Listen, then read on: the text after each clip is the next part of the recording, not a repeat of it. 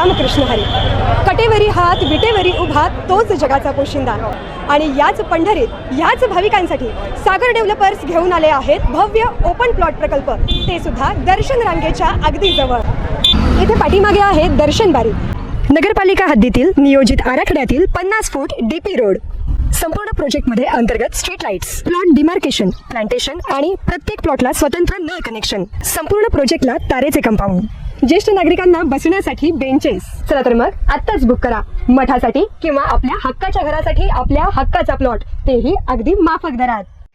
ताज्या घडामोडी पाहण्यासाठी आमच्या YouTube चॅनलवरील PVR म्हणजेच पंढरी वार्ता या न्यूजला सबस्क्राईब करा आणि शेजारील बेल आयकॉनवर क्लिक करा. पंढरपुरात भव्य क्रीडा संकुल व्हावं, या शहरातील तालुक्यातील क्रीडा प्रेमींना आपल्या आवडत्या खेळाचा आस्वाद घेण्यासाठी, खेळ खेळण्यासाठी सर्व सुविधांनी युक्त क्रीडा संकुल व्हावं, ही मागणी अनेक वर्षाची मागणी आहे. एकीकडे भाविकांना सुविधा देण्यासाठी शासन अब्जावधींचा निधी पंढरपूरसाठी देतं, मात्र क्रीडा संकुलासाठी निधी देत नाही, अशीच शोकांतिका दिसून येते.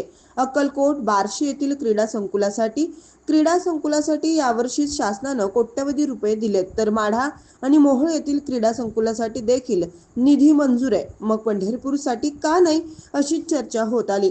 आज राज्याचे क्रीडा व युवक कल्याण मंत्री दत्तात्रय भरणे हे ईश्वर वठार येथे आले असता त्यांच्याकडे याबाबत विचारणा केली असता पहा काय म्हणाले नामदार दत्तात्रय भरणे. क्रीडांगण नाही तर ते क्रीडांगण होण्यासाठी काय आपला प्रयत्न राहील का? आणि मी राज्याचा ऐका ना, मी राज्याचा क्रीडा मंत्री आज नवीन आलेलो आहे.